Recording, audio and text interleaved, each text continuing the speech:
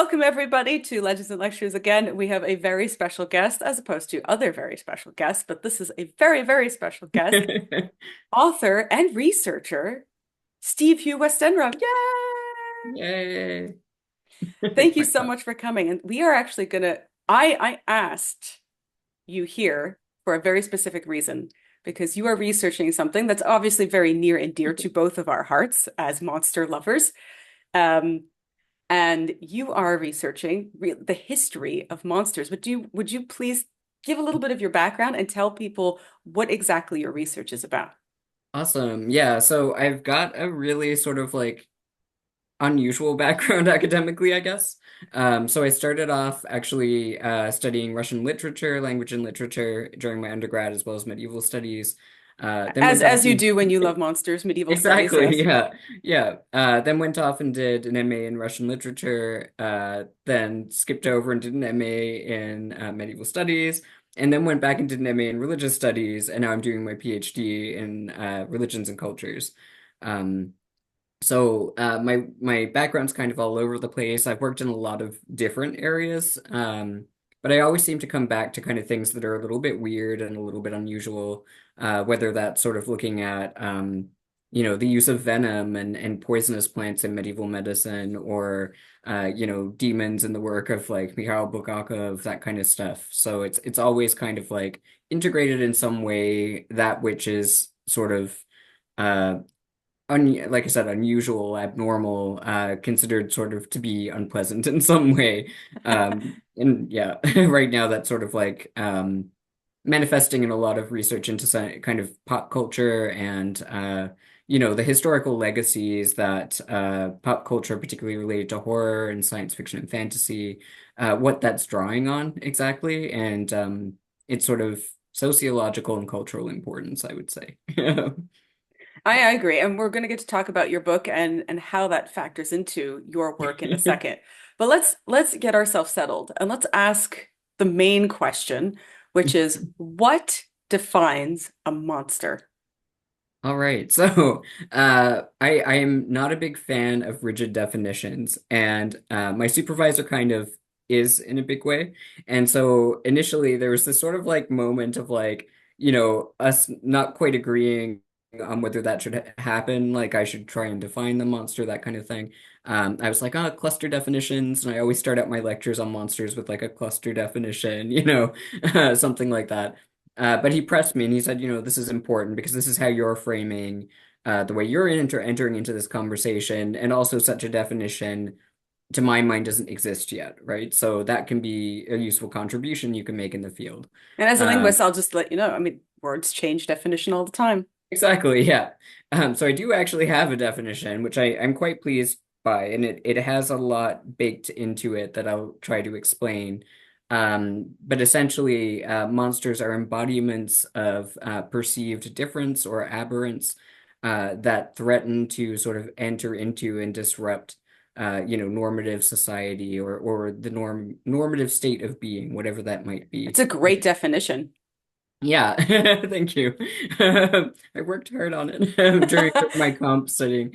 Um, so the key part for me that I really wanted to make sure was in there. Actually, maybe I'll ask you a question. What do you think that part is, the key part, maybe? Or Well, if we're thinking about the definition of monster, so monster comes from the Latin monstrum, yes. which means either a warning or a divine omen, again, depending on or a portent, something like that. Um, and figuratively, it would be a something repulsive, Right. or something dreadful, things that we would think of. Now, that definition changes for everybody because, as you well know, I love things like werewolves and I love things like orcs. And to me, those are not repulsive things. Yeah. I watched Lord of the Rings and watched all the Uruk-hai and had a bit of an awakening there going, oh, I think I like this. The monster boyfriend. Oh, I'm always in for monster boyfriends, and as many people, especially nowadays, are. So, I mean, it really is just a base definition comes from the Latin monere, and which is just to ward. That's it, to warn Yeah, people of yeah. something. And then if we think about how that word gets reinterpreted as words like demonstrate. right? Yes. Yeah. Remonstrance. So are Yeah. those words, demonstrate and remonstrance, are those words, do those things mean something dreadful or a bad portent? No. So or even it, but it also manifests in the word muster, right? Yeah. So I can't tell. For me, especially growing up, I loved monsters. Even Yeah. my dad showed me Jaws when I was 5. I was horrified, but also fascinated. You know that Exactly. Yeah. it's that horrid draw, that the aspect of ooh, and you can't look Yeah. away. There's, And oh, sorry. so I don't know. I can't really answer that question of the key component. What do you Oh think it no. is? Um, yeah, so I'm really glad you did the sort of defining monstro monstrare and moneo monere for me because that's always it's like and now I do the part of the lecture where I define these two verbs. Um, and yeah, so thank you. So the big part of the definition, and I think you honestly hit on it there for me was getting in that perceived bit into the definition because so much of it is about the particular person doing the viewing, the Hmm. particular person doing the writing or the interpretation, right? So, what constitutes a monster is going to be culturally specific. It's going to shift over time. We might reject that nomenclature when applied to, something or somebody. That it was applied to in the past, and we might newly attribute it to someone or something else in the present. So, getting that sort of subjective piece in there was really important to me. And I also I wanted to gesture toward the fact that yes, often and typically, one might argue monsters are frightening, monsters are horrifying, we're repulsed by them, as you said. There is also sort of this piece where kind of like Kristeva's concept of the abject, or very much like Kristeva's concept of the abject, or the concept of the numinous. We're attracted to that which also repulses. We're attracted to that which also frightens. And so I wanted my definition to be inclusive of that, or at the very least, not exclusive of it, if that makes sense. Yeah, that's perfect because if we think of horror films, right, and how many monster films there are, Yeah. and monster genres, and people of, or even people who sympathize with characters like Godzilla when they're going up against Oh, Mecha yeah. Godzilla or something like that. Now, would you consider something like a dinosaur to be a monster? Right. Oh, so yeah. So this is my supervisor asked me this question before too, and I don't think he likes my answers to these questions because I always say if someone says it's a monster, then it's in the purview of the realm of studying monsters. I agree because I do Yeah. agree because if you think about it, I mean, even in something like Jurassic Park, where technically we could Yes. argue that that's a monster film, but it's something like Definitely. Jurassic, but they see the the Brachiosaurus and they go, oh, it's a veggie dinosaur, and they're like, yay, and they pet it, and then Yeah. suddenly the raptors show up and they're terrified, right? So Yeah. is do you consider that? Do you consider the dinosaur or the kaiju to be a monster? Definitely, definitely. Certainly, I think the kaiju are more obviously monsters to me. I don't have that moment of hesitation with them, but I think with dinosaurs as well, yes. And particularly in the context of Jurassic Carp. That's a totally different film that I would watch because I have bad taste. Um, but certainly in the case of Jurassic Park, they would definitely count as monsters for me. Um, and I don't know if this makes them edges them more toward being monsters, but the very fact that they aren't biological, by which I mean Ah. that even though they're a representation on screen of a biological organism that once existed, that is sort of rendered through all kinds of different kind of cultural expectations that we have of dinosaurs, things that are not likely to have been sort of biologically correct about dinosaurs that are there purely because they're going to be entertaining or horrifying or what Hmm. have you. To me, that almost edges them more into the realm of the monstrous. So So it's that, you the know, difference yeah, between a large, like a wolf, a dire wolf, and a werewolf, where you have the werewolf right. would be the monster, the dire wolf would be, I guess, it'd be scary but still within the realm of it's real, but it's not, but we don't have never seen one. So Yeah, no, and the yeah. wolf is not really very scary to us. We wouldn't consider a regular wolf a monster. Not typically, not unless it was sort of like excessively large or something. So I think there's two things operating here that are really interesting. Like what you mentioned about sort of like essentially, even though the dire wolf, just like the dinosaur, was once a real organism, they've entered the realm of the imagination at this point because they no longer exist.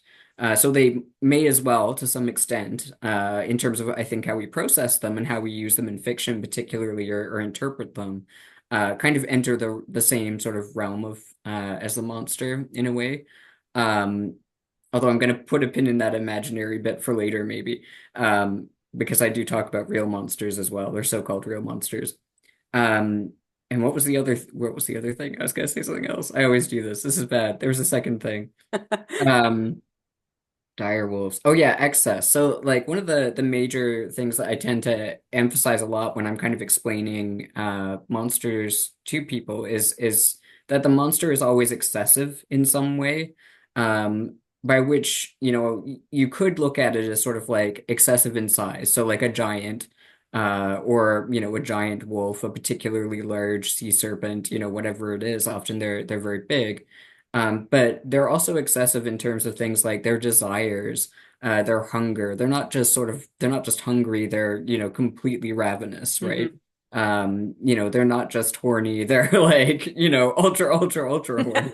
Um, yeah, like it's in even in terms of the size thing, like I always use the same example in my lectures, but like just as much as you can have these giant organisms that are terrifying and really sort of more common in terms of monstrous categorization. You can also find examples of monsters that are like excessively small, right? So the tooth fairies from like Hellboy, Oh yeah. like that, or any kind of, or like in any of the mummy movies where they have those like scarab beetles and there's many of them and they swarm, they're a swarming monster and they can like go under your skin, that kind of stuff, or the way we talk about certain viruses and things like that, right? So like the size or invisibility, those kinds of things can also be forms of excess that provoke a sense of disruption or unease, fright.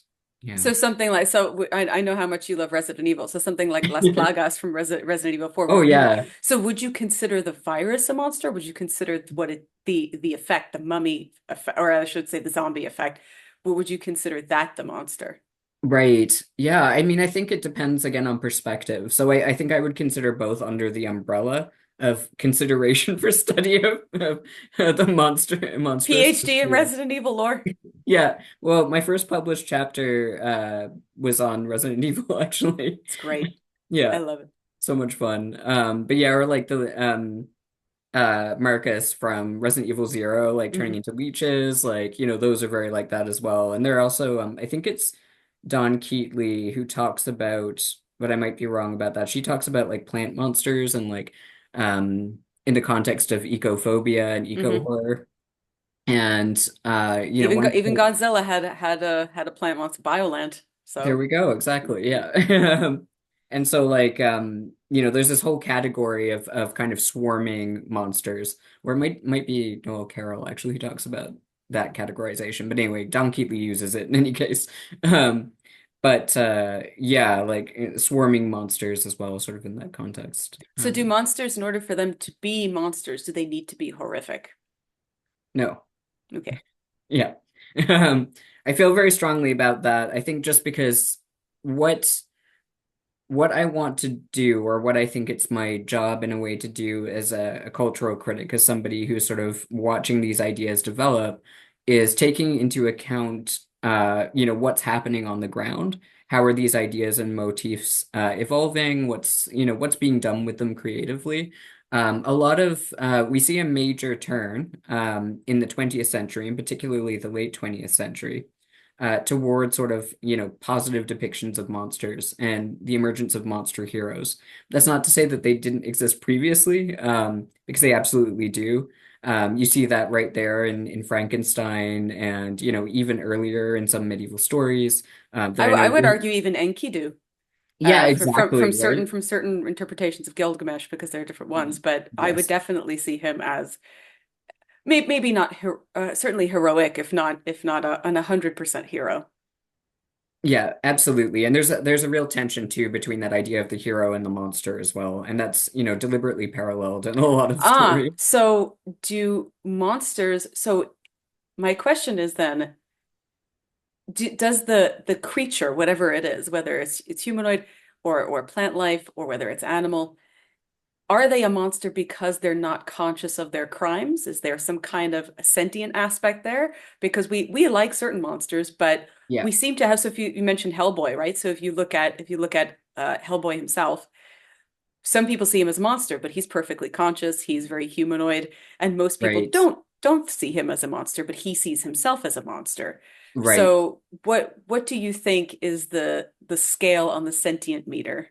I don't think I don't think sentience or sapience or however you want to frame it, I don't think either of them necessarily matter to monstrosity. I think they change the way that the monster is going to be used in a particular text or how it's going to be viewed and received.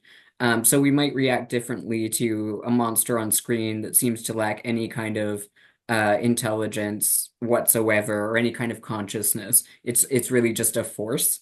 Mhm. Um, and I think often when sort of a disease or something like that is portrayed in that way, maybe that's a good example of it. Or some, but certainly not all zombie movies, for example, like which again sort of enter that realm of like, virology and the and disease and that sort of thing. Um, but I think, you look at the history of sort of the depiction of monsters on page and screen, and many of them are aware of what they're doing. Some of them may sort of commit what are sort of presented as crimes, or commit horrific acts and regret them. Others may revel in them, and still others don't sort of necessarily commit any crimes at all, but are perceived as monstrous by the society that surrounds them. And Mhm. that's where that, again, perception piece is kind of really key. So in a lot of contemporary, like the work that I'm kind of looking at, where you get sort of like marginalized people, whether that's queer people, people of color, disabled authors and creators who are sort of taking monsters who previously were used to demonize them, identifying with those monsters, and then sort of presenting them as heroes in these new texts that they've created. Um, yeah, they're doing this. It's often not the characters or the audience who perceive those characters as monsters. It's the other characters within the story. And we're meant to, on some level, recognize that that's unjust, that we ought to be rooting instead for this monster character to succeed here. Like The Shape of Water is a really great example, right? Yeah, Yeah, or even of just Hunchback of sexy Notre fish Dame. man. Yeah. I'm Oh I'm yeah, I'm exactly, I'm in exactly. for Sexy Fish Man, but yeah, definitely Yeah. definitely based you. If you think of something like Quasimodo, we would see him as he's human.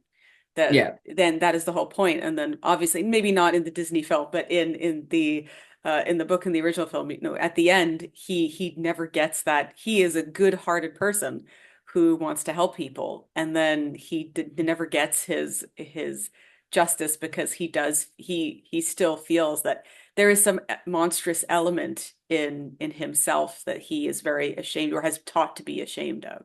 Exactly, Yeah. exactly. And it's purely based on the physical, right, too, which we've to some degree at least attempted to reject that sort of labeling of monstrosity, or that pushing of sort of the label of monstrosity onto people who are physically, different in some way, right? So we've Interesting that seen you mentioned that because we have, so if we talk about Greek monsters, yeah. right? If you think about things like Medusa or the Minotaur or a Hmm. centaur or something like that, they're half something, or they have Yeah. something that is just about their physicality, especially when you think of a monster like Medusa now being reclaimed as Yeah. maybe she's sort of the hero in her tale.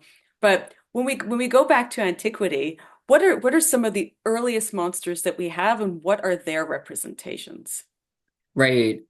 So I mean the really big ones, both physically, literally, and just in terms of their influence are these kinds of cosmogonic chaos monsters that you find. So you brought up Gilgamesh, for example, and that's one such story.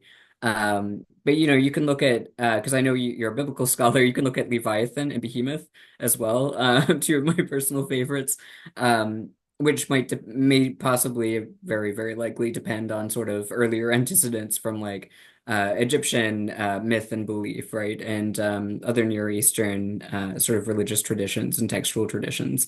So the idea often that, for anyone unfamiliar, this narrative, or similar narratives kind of recurs, especially in this region, um, with very similar kinds of motifs and imagery kind of coming up over and over again. Mm. Often there's like some kind of cosmic serpent that's representative on some level of sort of simultaneously chaos and fecundity, so fertility.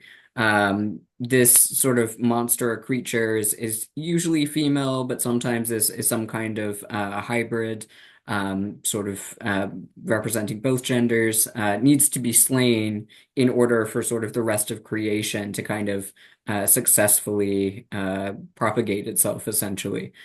So a lot of sort of creation stories, which is what a cosmogony is, the beginning of the world, involve sort of the slaying of monsters. There's a kind of sense, and actually in the context of like the medieval world, slightly different realm. Jeffrey Jerome Cohen does some great work on giants as sort of like foundational mythic creatures, particularly in the context of Britain. So Yep. it's not just these serpents, but yeah. Yeah, I know you know all about this stuff, so it's like, yeah. No, it's great because people don't know. I mean, people. I joked with Mark Marcus, who's always here, say that and even when David Perry was here, I said there are a couple people that I would love to, if I could just slip my finger off and send it back through time to poke people in the eye, it would be Geoffrey of Monmouth because he's the one who said that Stonehenge was made by a giant and Merlin with a wand, and I Yeah. just love to send my finger back and go, no, stop it, no. But why is he saying that? Why is he said why are giants such a big thing? Important. Yeah, Yeah, exactly. yeah, Yeah. to sort of national identity. And I think that's the crucial piece here too of like all of these cosmogonies too. It's the formation of a national identity. So they're describing the creation of the world, but often what it is it's a sort of like macrocosmic representation of the microcosm of that particular community. So, as much as they're very, very similar, then they start to differentiate more as kind of the stories become more complex. So you get certain details forbidding particular actions or saying, wear this, don't wear that. We don't want to wear that color hat because that's what, Greg over there does. And no one wants to be like Greg. No So, one wants to be Greg. exactly. Also, a lot of these early myths, a lot of these monsters represented things like natural disasters Yeah, or moral warnings, like you said.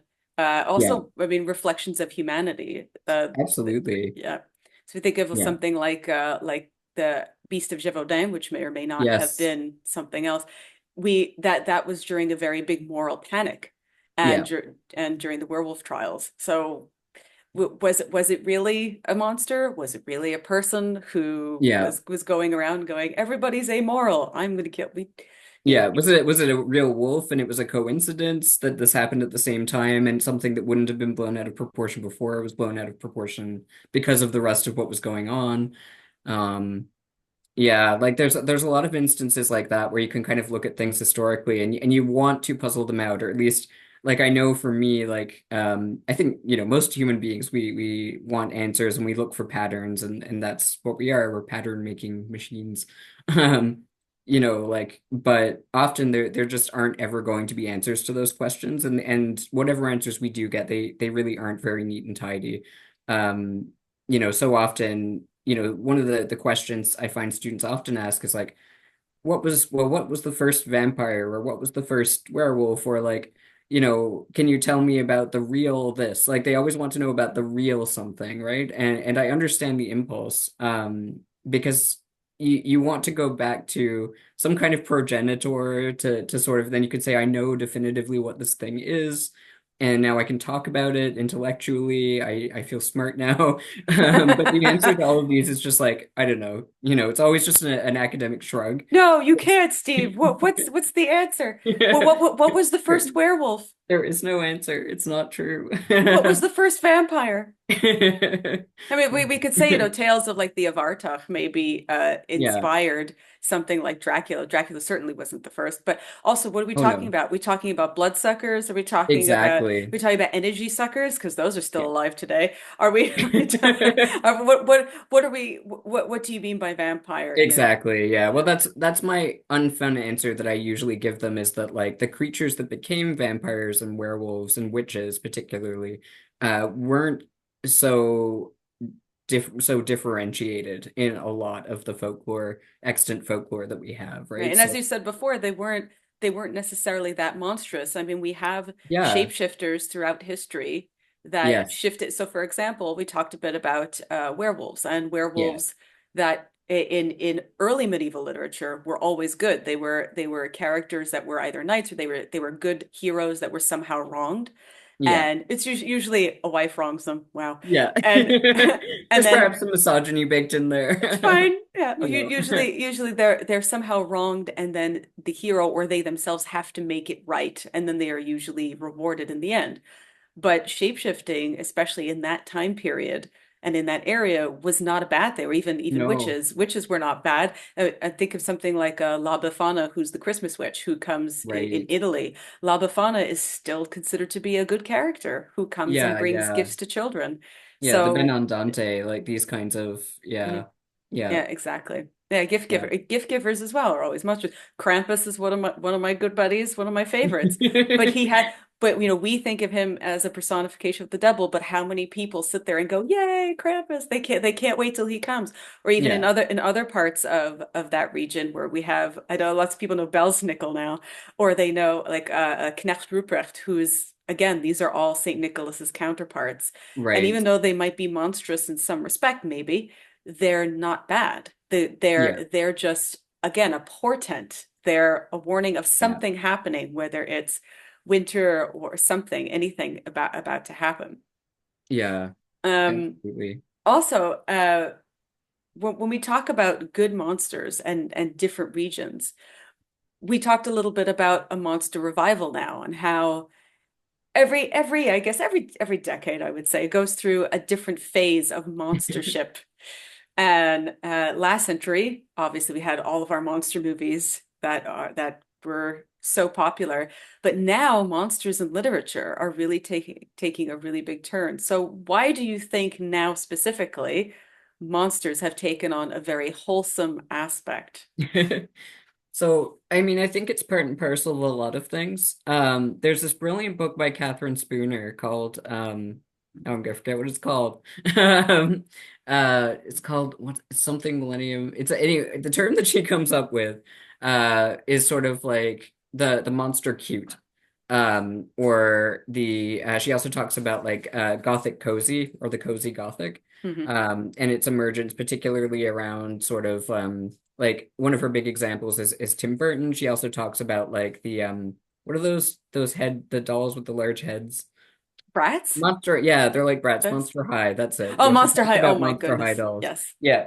Um, oh, I hate brats so much. I find it Sorry, they're the real yes. monsters. I that whole trend from that era of toys where everything had massive eyes, like I can't handle it. I do not like it. And we don't Um, consider them to be monsters, really. no. But we But that, should. but they are grotesque, and I do understand that whole Yes. Yeah. monster cute aspect because if Yeah. I think of things that I grew up with, like things that are now having a, resurgence of popularity, like Beetlejuice, and like there is that gruesome aspect to it, but it's not scary, Yeah. and Yeah.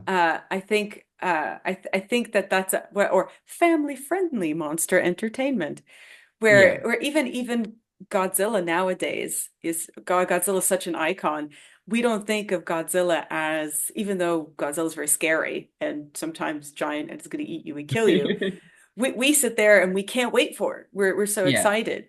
But I I think as well it's interesting because even though here in where we are in North America, we have this now a tradition of gothic cute or monster cute or Yeah. or cute horror or cozy horror that's really sort of swept up literature. It's the same thing in the East. I mean, Japan as Oh well yeah. has lots of Japan, Korea, China has lots of new cute monster things that are going Definitely, on. definitely. Yeah. Yeah. And I think like in a way, I'd say that tradition existed there longer because you look at sort of depictions of yokai, who are often, I think, sort of like inaccurately sort of compared to sort of fairies or something like that in terms of the kind of, spread of them, the range of them at least. The range part at least is true in terms of how they appear and manifest.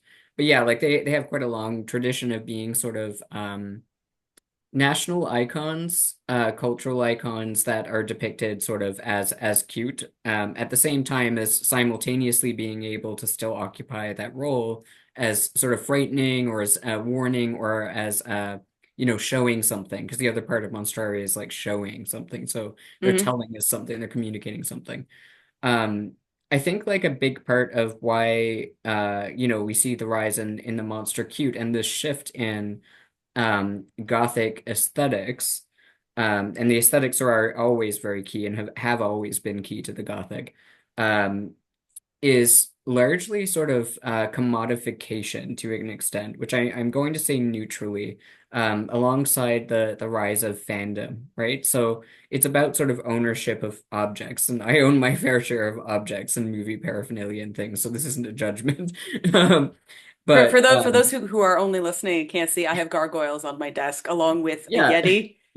Along with the Yeti, two orcs, Totoro, who I would Yeah. argue is a monster that we all love, Yeah, right? yeah, And yeah, a dragon. So yeah, perfect. Yeah, if I was with my stuff and it wasn't packed in boxes, I'd take down some of my action figures, and I've got some like zombie like felt dolls that my mom bought me that are at a craft sale that are super cute. But they're also really bloody and gory too. Um, you know, um, so I think part of it is sort of like it's a lot of things. It's the mainstreaming of much of this culture and these figures. It's sort of its commercialization, commodification, in terms of how the owners of various properties are now sort of making money off those properties, which is through things like toys, that kind of stuff. So there's a lot of reasons why it's happening.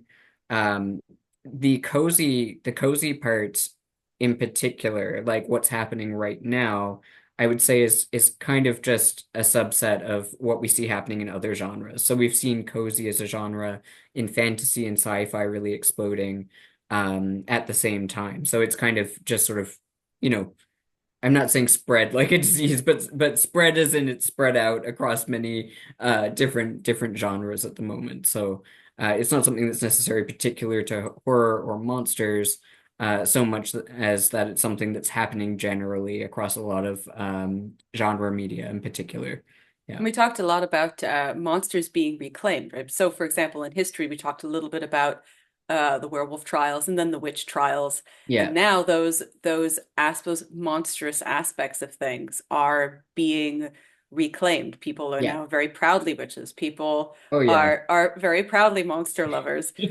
We're Can you? furries. Yeah. I Yes. maintain I maintain that a lot of like, early werewolf times were probably like medieval and ancient furries. I just like every time like anyway, yeah. I just like I feel like that's I probably mean, I've read Beast Clever and and all true. that. You're not wrong. Like Sorry. people who probably existed who had those feelings before is sort of my thought there, but anyway. Hashtag Sir Merrick was a furry.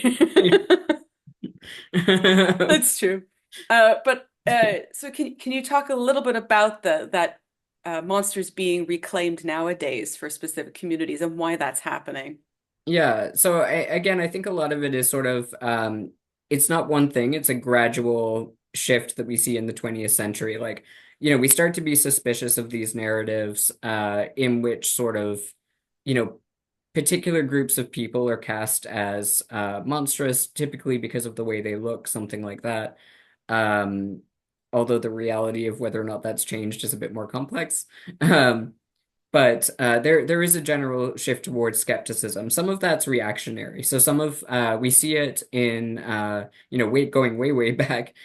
We see it just after the witch trials happening, this sort of reaction, negative reaction towards sort of institutionalized religion, the birth of, if we want to call it that, both romanticism and sort of Enlightenment thought, the spread of rationalism, all of these kinds of things are in some way sort of interlinked with or influenced by sort of a reaction to what was revealed to be sort of this mass, I'm not going to say panic because it's debated whether or not that's actually what was going on, but Hmm.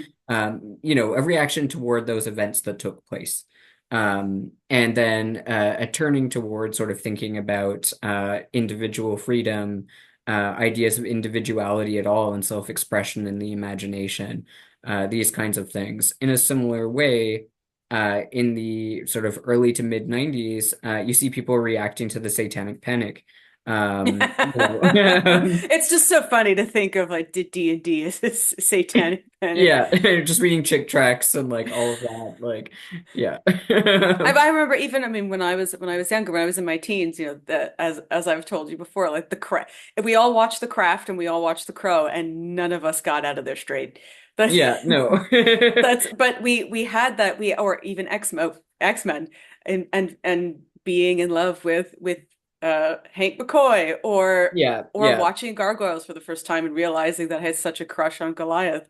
And yeah. and it's interesting that the early 90s again, because we had that satanic panic, but Yeah. then again it moved in the other direction where suddenly friendly monsters were acceptable again. And Yes. then things swing the other way, and now things swing back They're this swinging way. back. Yeah.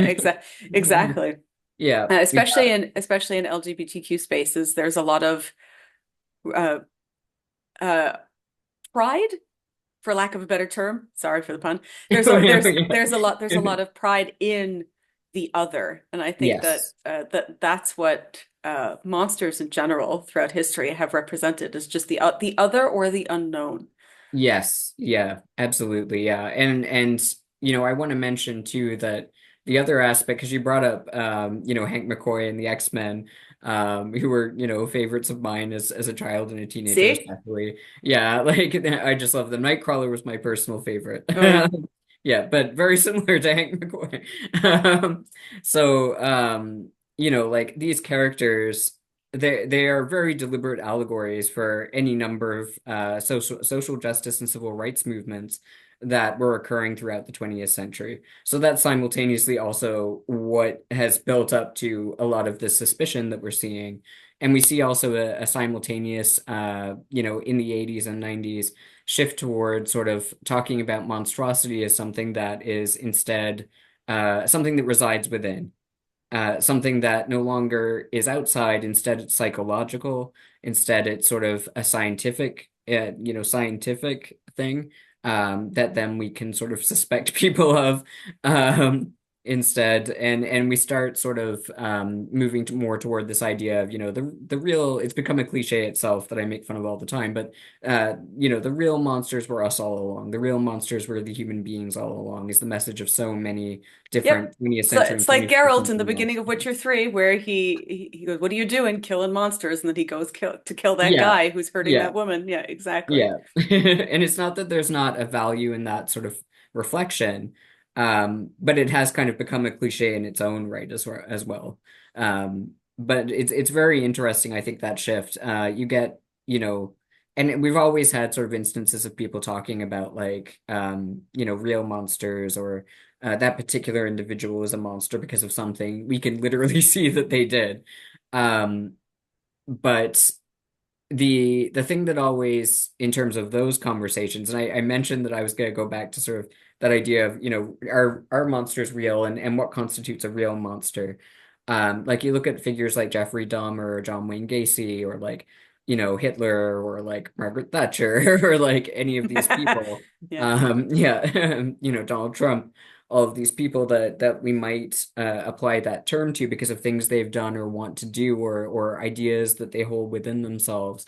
Um, what's expressed in calling them monsters is that quality of excess again. Whatever they've done, they've kind of gone beyond. They've gone too far. They've done something that is excessive. And then alongside that, they've also pushed themselves into a moral space that we consider to be anathema to the human. And once a human being or somebody formerly known, the artist, the criminal formerly known as a human being, has pushed themselves outside of that realm, and they've entered sort of the realm of the monstrous at that point for us culturally in a lot of ways. Um, Now, personally, regardless of how horrible the thing the person has done is, I consider that to be deeply troubling for two reasons. On the one hand, because historically we can see that exactly that, justification has been used to treat people inhumanely. If Hmm. somebody is not human, you don't have to treat them humanely. And that can justify slavery, that can justify genocide, that can justify abuse, it can justify any number of things. On the other hand, sort of saying that person is no longer a human being because what they've done is so bad and so horrific, we're saying that human beings aren't capable of those things. And I actually think we lose a piece of our self-reflection when we say that. I think it's critical that we sort of say, no, clearly we are capable of those because that is a human being. That's, a Homo sapiensing away over there in one of the bad ways. Of doing that, whatever that looks like as a verb.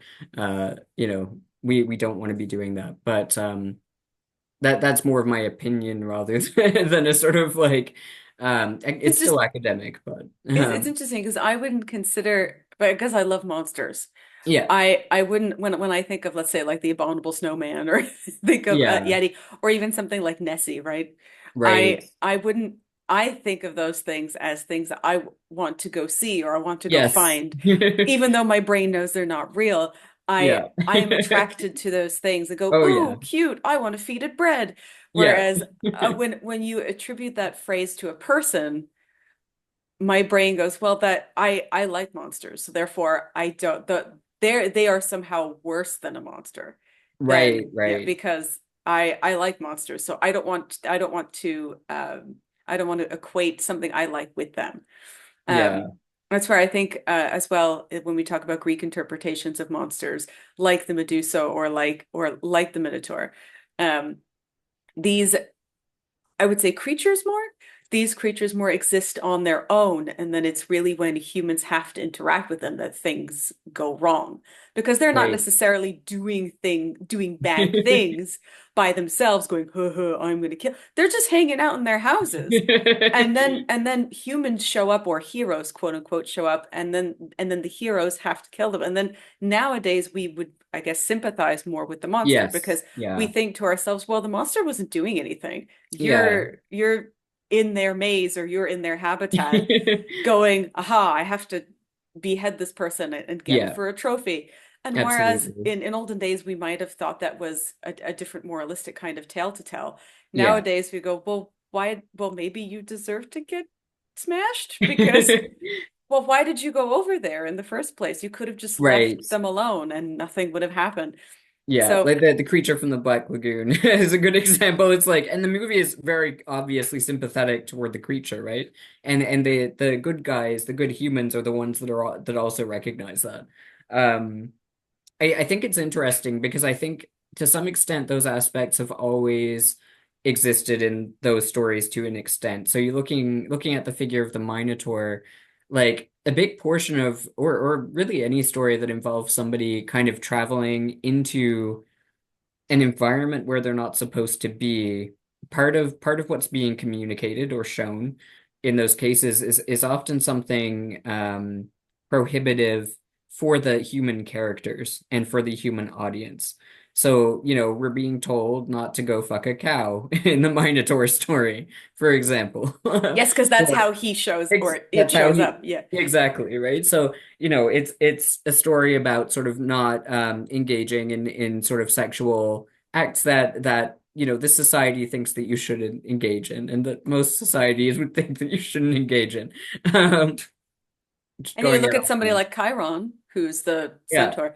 Chiron is not necessarily seen as a monster. that's true, but he's also like a rare example of that, for his species as well, and that sort of made a a big deal of.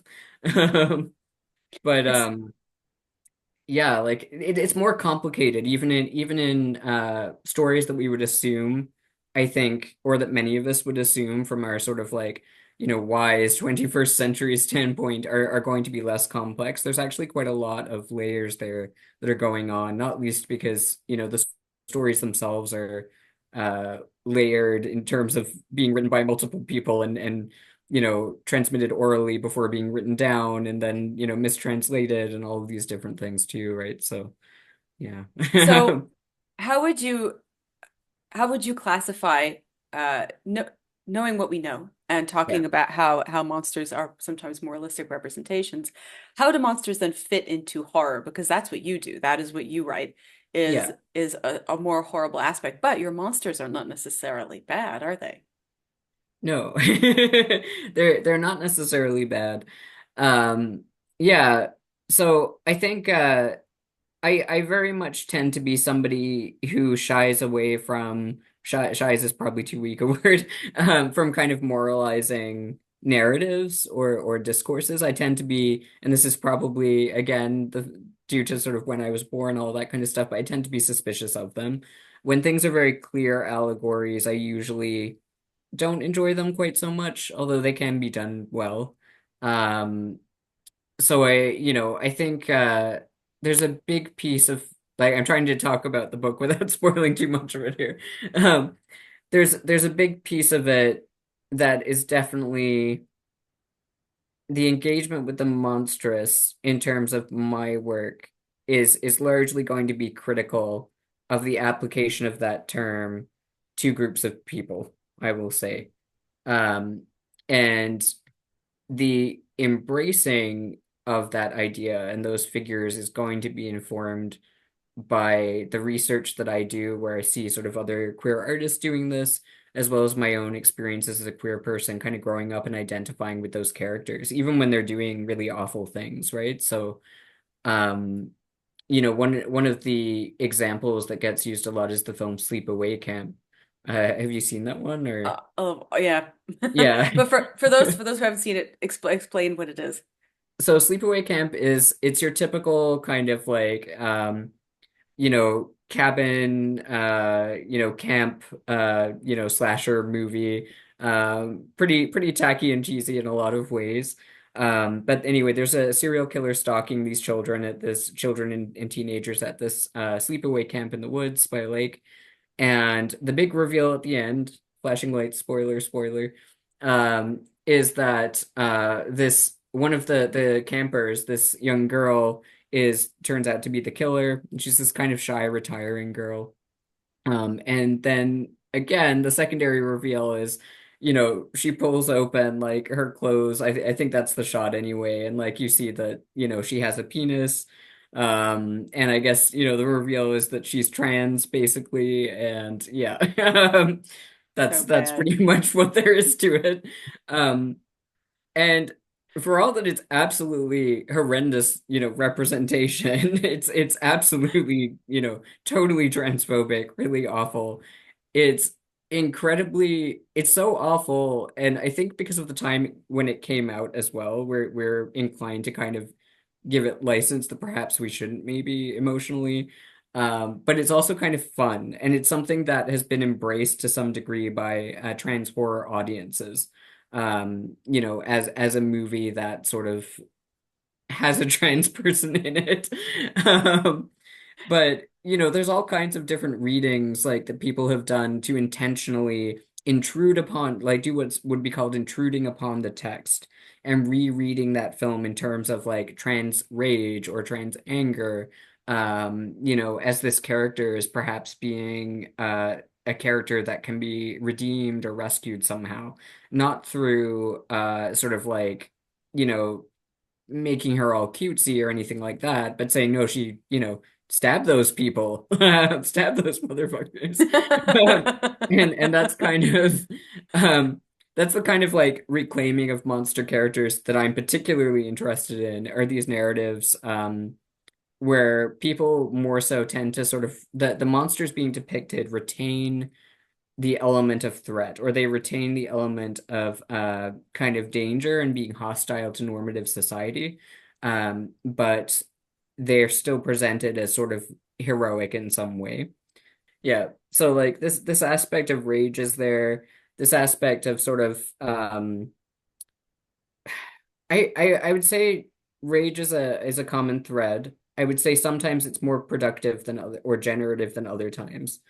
Um, so sometimes a work will sort of leave you wondering about new or different ways that the world could be in a way that feels like it's turned things on its head productively.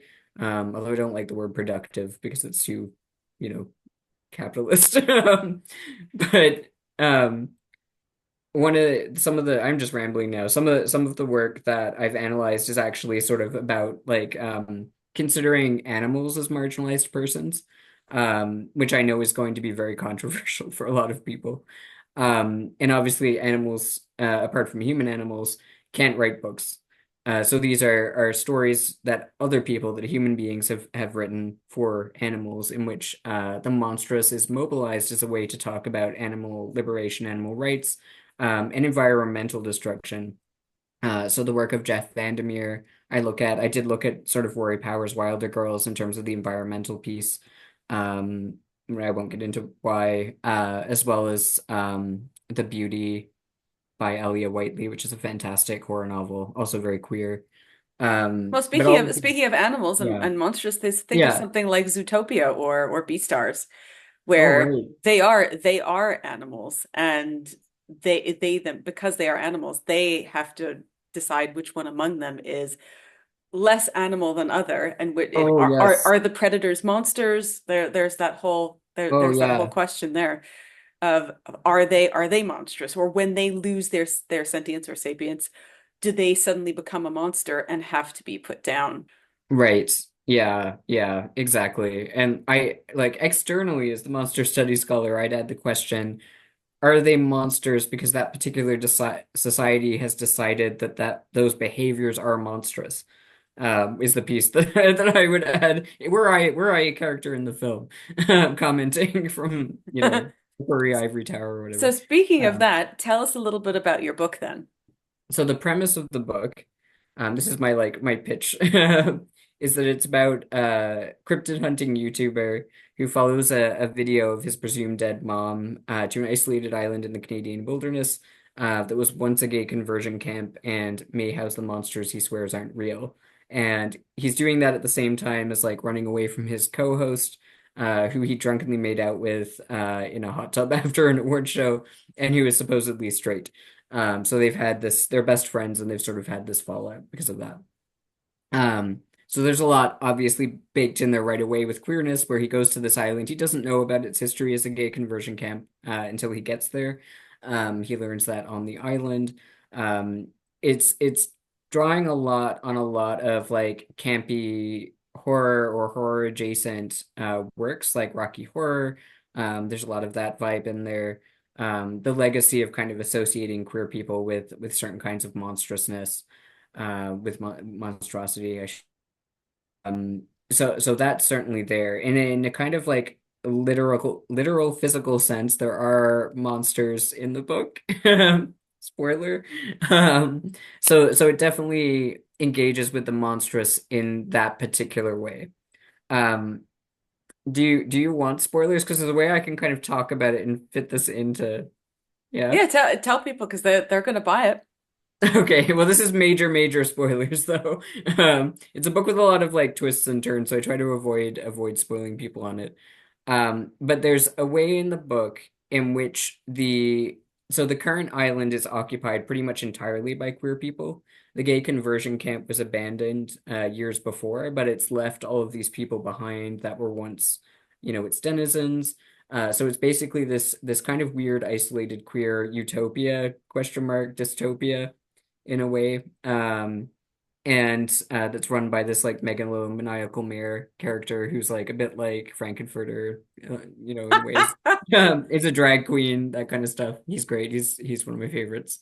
Um, and yeah, so a part of it is that you have this group of people who have been demonized by, the people who are running that camp, but have then turned around this sort of like appellation, this sort of like classification of the monster, and have used that to sort of like found their culture, their society, all of these different things about themselves. So that's kind of how it comes to bear in this particular book. And in a way, it's sort of again, a sort of microcosmic representation, I think, of like what we see in the real world as a phenomenon that marginalized people are, very much still engaging in. This sort of reclaiming of monster characters. It's just perhaps a little more literalized in the book. Um, yeah, yeah. So what do you think is the future of monsters? What do you think we're really going to see? Do you think we're going to see new It's monsters? on. Do you think we're going to see more retellings of old tales? I mean, I think the old tales will always be there. I think I'd like to see sort of things continue to diversify. So we are seeing more works that, in the past 10, 15 years or so have been published by writers, who have, non-Western backgrounds, who are writing from their own particular cultural or ethnic perspectives that are bringing sort of new monsters to the fore, and that's going to always sort of enrich, I think, the fabric of the conversation that people are having around monsters and the monstrous. And also just being allowed to tell their own stories is the other part of that, to kind of say, well, like all of these white people had come in, these white Europeans or white North Americans, and sort of said that's what our monsters, are about, but, that's not really what they're about. Yeah, we Um, make this distinction a lot between dragons because oftentimes when we think of dragons, we think Yeah, of Smaug or something like that. And those dragons, really, I mean, those come from two different places. One is from the Norse mythology, and the other is from biblical mythology. yeah, Whereas dragons or Ryu, at least in Japanese, are not like that at all, and they're right. completely different. And they're not. We really shouldn't even classify them as dragons because they're really a completely different, for lack of a better Yeah, term, they're a completely different beast, and they come from a different thing. They're very lucky. They usually are in the air. They usually come from water, and they have a completely different subset of tropes and things that are associated with them. And yeah. so we like us just saying dragons completely erases the The other. particularity, the Yeah. cultural specificity of them for sure. Yeah, Yeah, exactly. That's the yeah. So, same thing with werewolves. I mean, oh yeah, they can, or even now, if we think about something, let's say like orcs, right? So we yeah, Tolkien orcs. I mean, orcs are old. They're even older than Beowulf. They probably go back to Orcus. And unfortunately, when we think of orcs, we think of, big green dumb guys, yeah, but that's not necessarily how they started out. They started out yes, as demons in an underworld, and yeah, really it's now our idea of things like Tolkien or Warhammer or Warcraft that have changed, that have made them very very fun and very interesting, but they didn't start that way. Again, the same thing. It's a cultural difference. It's a cultural divide. yeah, yeah. That temporal cultural divide is interesting as well because we always sort of we can't help but read, ancient texts or medieval texts from the perspective that we have. Like we're never Hmm. going to be able to escape that. But we can try as best we can to sort of disentangle our kind of modern viewpoint from, the way that we're reading something and remind ourselves, okay, but they didn't have this particular term or idea, and maybe the way that they thought about this was totally different, radically different from the way that we do. Um, yeah, so I think that's really interesting historically. Part of me is afraid in terms of the way monster stuff is going. Like, there's on the one hand the ideas I see people playing with and where everything has gone up until now, but we're simultaneously also, obviously, in this moment in November, just after the election, where some really bad stuff is happening, and I suspect we're going to see, as we've already started to see, a mobilization of kind of monstrous motifs and imagery and discourse, the discourse of associated discourse of evil, to talk about marginalized people and to sort of rally a majority or a vocal minority against those marginalized people. I Um, do have to say though, I think that if in much in the style of Shin Godzilla, if a giant nuclear lizard would crawl out of the sea and just plop itself in a certain place and blow up, I don't think people would be sad or disappointed at this yeah. point. Yeah, I mean, I have occasionally like so I was thinking the other day because like there's been a rise in like of these like really stupid conspiracy theories, which I know you've talked about previously. And like there's a lot of reasons for that, but like I was watching this like my parents have Netflix and I was watching this alien one investigating aliens with them. They Oh they no, don't was it Ancient Apocalypse? no, it wasn't that one. So Yeah, it's I think it came out around the same time, but it's like it's called Investigation Alien or Investigating Aliens, and it's so full of crap. It's really bad. And my parents don't believe any of this stuff, just to be clear, but you know, they were watching it and we were watching it together. We watched all like 6 episodes or whatever, how many oh episodes. no. And like, you know, you see this guy scuba diving going under the water and he's like, you can see that this rock is like perfectly formed. It's right angles, and it's like he's saying this thing, but it's not what's on screen. A, and my dad's an earth scientist, like a geologist, and so he's like, it's a rock. It's just a rock. It's what rocks look like. And just like, you know, and like it's just like so just nonsensical the whole thing. Like they didn't consult any experts. They are like we have to take this seriously and be skeptical. But the only times they're actually skeptical is when they're like interviewing this guy who like literally is like, no, this was a hoax. I did this. Like I made this, and they were like, we have to grill him on like this, you know, the supposed Is he hoaxer. sure? I don't think Yes, he's sure. it's like oh my God, and they determined that he's not telling the truth or whatever. Um, and it's just like complete bullshit. Like they're telling you, like they show you something on screen, and it's the opposite of what they say, and Hmm. it just like so encapsulates that whole like post-truth, like Trump kind of, you know, like I'm saying one thing and visibly at the same time doing the exact opposite thing. We You were doing a show with Frederick Trusso Hammond on his show because he does a podcast. It's really great. It's all about debunking ancient aliens.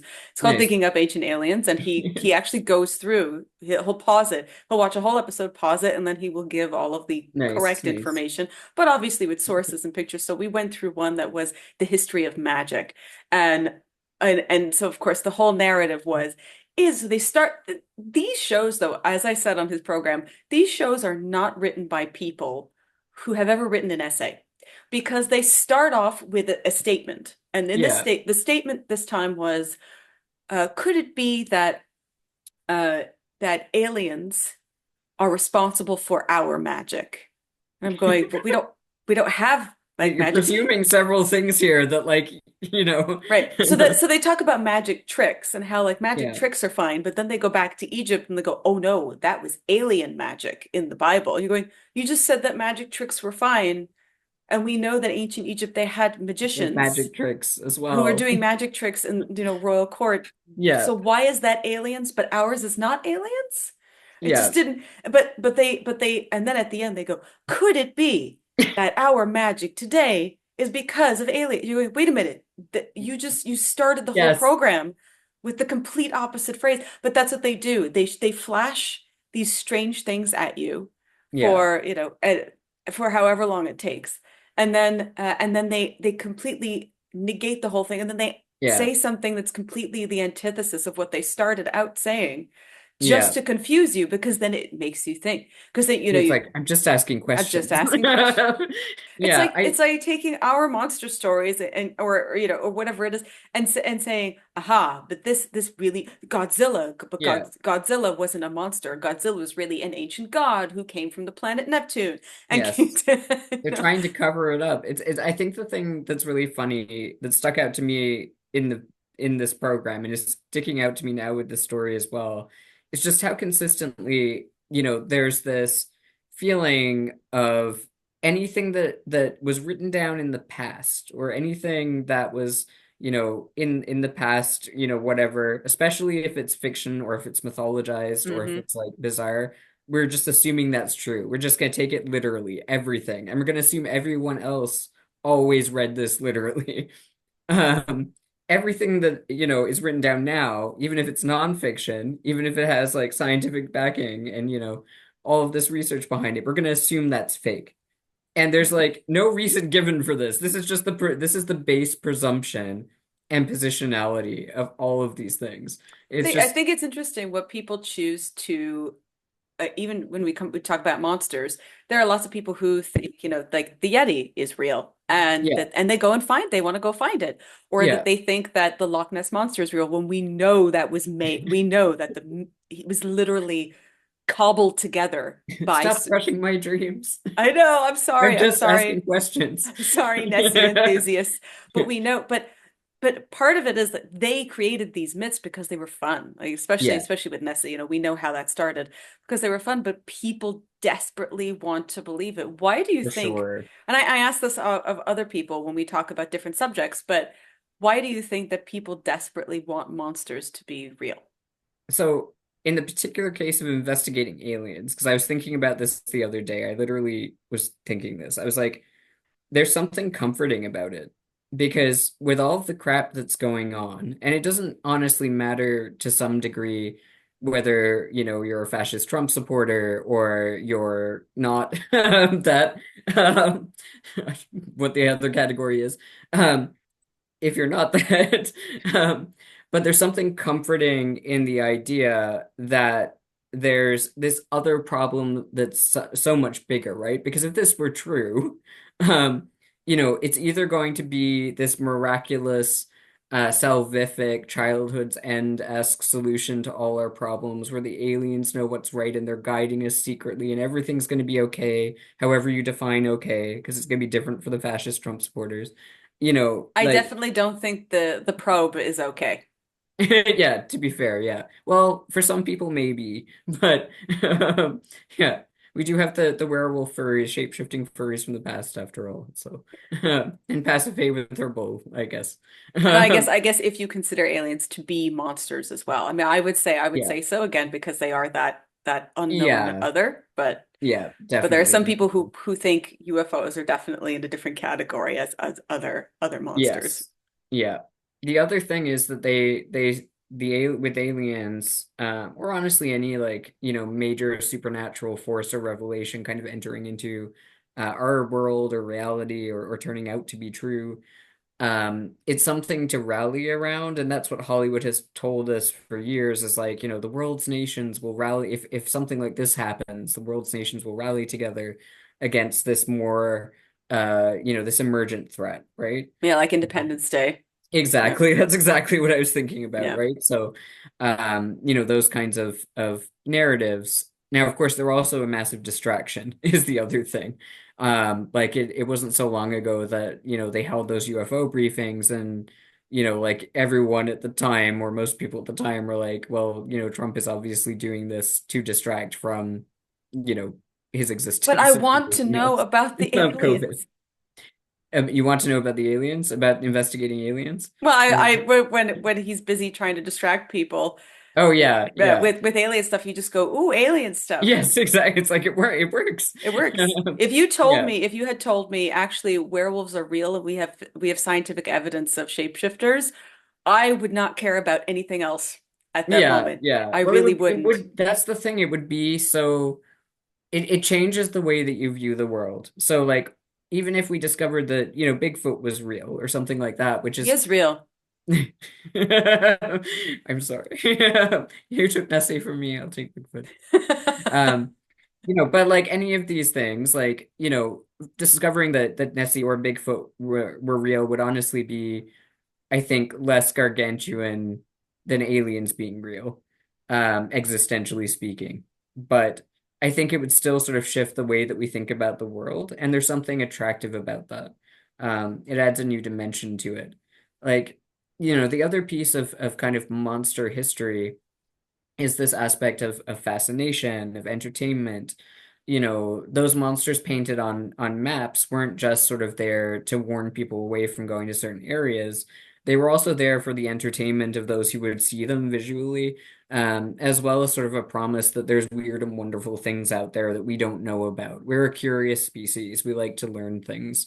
Sometimes we like to learn things so much that we make up things in order to learn them, like in these programs. It's attractive. Again, the pattern making machine bit, right? Like we're hungry for that stuff. And I I think can't put it especially here, on but cue the X-Files music. exactly. Yes. Yeah, exactly. There's a reason those shows are so entertaining though. And like, I read a lot of that stuff, like, sci-fi fantasy or well, sci-fi mostly that has to do with those kinds of themes. And obviously I've written this book about cryptid hunters. Um, yeah. So it's entertaining, it captures the imagination. It does sort of turn our minds toward thinking about the world in different ways. And were it to turn out to be true, it would be do that even more deeply, I think. Um, Do you think cryptids are monsters? yeah, yeah, I would say so. I think now, obviously there are cases where things that today would be called cryptids have turned out to be biological organisms. So that Hmm. question arises, do they persist as monsters then? I think the answer is sometimes. Like with giant squid and creatures, giant octopuses that we see so rarely, right? That like they're still quite mythologized, I think, in a way. Not that monsters have to be mythologized, or maybe they do.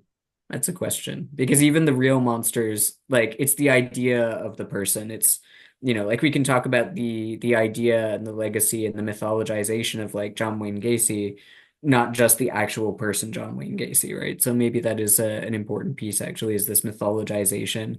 There's a sense that the thing is bigger than itself. There's a discourse of John Wayne Gacy. It's not just, guy who was born on X date doing whatever. Yeah. I think so, especially if you, I mean, we talk a lot about King Arthur and medieval things here, but if you think about what we know about King Arthur, it's everything that we know was either made up by, Chrétien de Troyes, Robert de Boron, Yeah. Wace, etc., all of those things that if you look in the once original mention of Arthur, it's like he fought in the Battle of Badon. That's Yeah. it. Yeah. And Yeah. was not a king, but probably just a military leader. That's it. Yeah. So Yeah. that the Yeah. legend becomes a legend because it's more than itself. And Yeah. I think that the more we add on to monsters, I think the better. But I think people also get very hung up about, like you said, having their original monster in its original form. Yes. But I agree with you, and I don't think that's possible because No.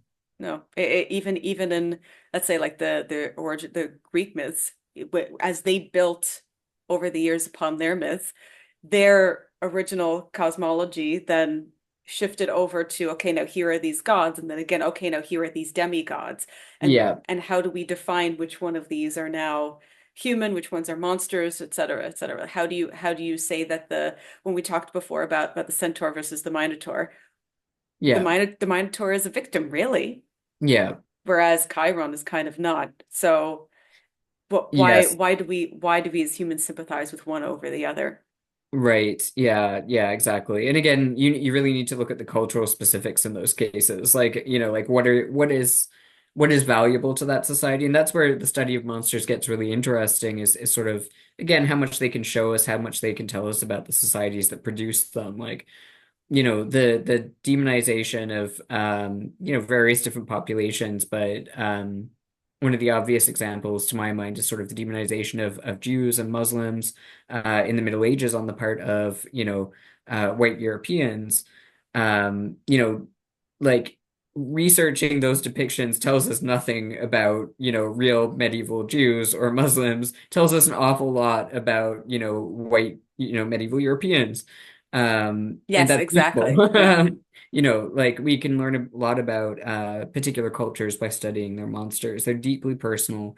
They're deeply linked to sort of both sort of like desire, but also prohibition.